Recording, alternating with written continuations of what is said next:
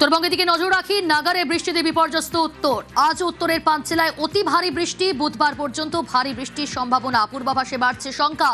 টানা বৃষ্টিতে পাহাড়ে পদে পদে ধসের বিপদ। ভুটান পাহাড়ের জলে ভাসছে ডুয়ার্সো।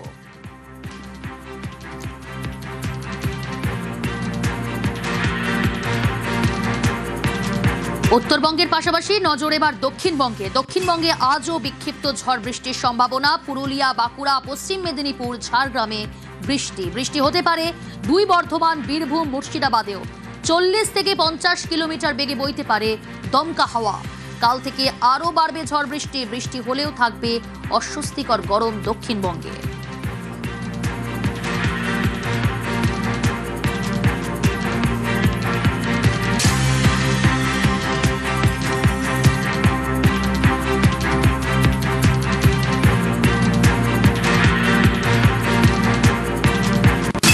আলিপুরদুয়ারের দিকে নজর রাখি। আলিপুরদুয়ারে রাতভর টানা বৃষ্টি, জলমগ্ন আলিপুরদুয়ারের একাধিক ওয়ার্ড। ফুসছে তোরসা, রায়ডাক, শঙ্কোজ, ডিমা, কালজানি। উদ্ধারে নামানো হয়েছে নৌকা। ফালাকাটায় জমা জলে ব্যাহত যান চলাচল। জল যন্ত্রণায় তৃণমূলকে তোপ বিজেপি বিধায়কের।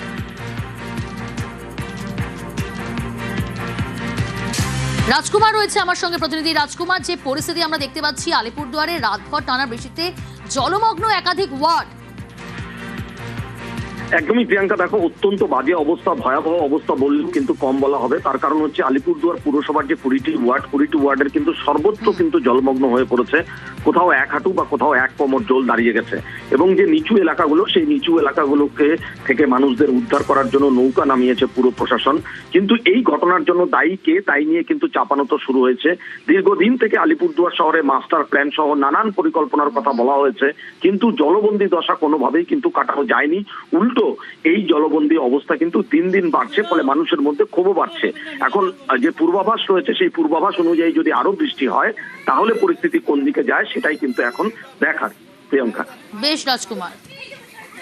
পৌরসভায় বর্ষার আগে যে প্রস্তুতি নেওয়া দরকার, আমাদের চেয়ারম্যান কিছুদিন আগে পদত্যাগ করেছেন, কিন্তু তিনি বর্ষার আগে যে প্রস্তুতিগুলো নেওয়া দরকার উচিত ছিল সেগুলোও নেয়নি। চারিদিকে একটা অব্যবস্থা। শুধু তাই নয়, কিছু আধিকারিক যারা বিভিন্ন সময় দুর্নীতিগ্রস্ত অবস্থায় ছিলেন, তারাও কিন্তু আমাদের এই নতুন সরকারকে অনেকেই সঠিকভাবে সহযোগিতা করছেন না।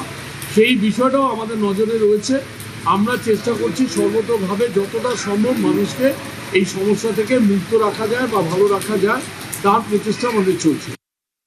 এবার নজর রাখি দক্ষিণ দিনাজপুরের বালুরঘাট। সেখানেও সকাল থেকে মুষলধারে বৃষ্টি। কি পরিস্থিতি এই মুহূর্তে সেখানে জানবো। অনুপ রয়েছে আমার সঙ্গে। অনুপ, প্রিয়াঙ্কা, সকাল থেকে কিন্তু দক্ষিণ দিনাজপুর জেলা জুড়েই মেঘলা আকাশ রয়েছিল। এরপরে বেলা বাড়তেই কিন্তু মুষলধারে বৃষ্টি শুরু হয়। এই মুহূর্তে বৃষ্টি কিছুটা কম থাকলেও কিন্তু আকাশ কিন্তু কালো মেঘে ঢাকা রয়েছে এবং মেঘের গর্জন এখনো চলছে। সকাল থেকে সপ্তাহের প্রথম দিন এই বৃষ্টির কারণে কিন্তু জনজীবন কিছুটা ব্যাহত হয়েছে, কারণ আজ সপ্তাহের প্রথম দিন, অফিস আদালত সবকিছু খুলছে, সেই কারণে কিন্তু মানুষ সমস্যায় পড়ছে সকাল থেকেই। এখন পর্যন্ত যা অবস্থা রয়েছে, কালো মেঘে ঢাকা গোটা দক্ষিণ দিনাজপুর জেলা রয়েছে, যে কোনো সময় বৃষ্টি নামতে পারে। বেশ।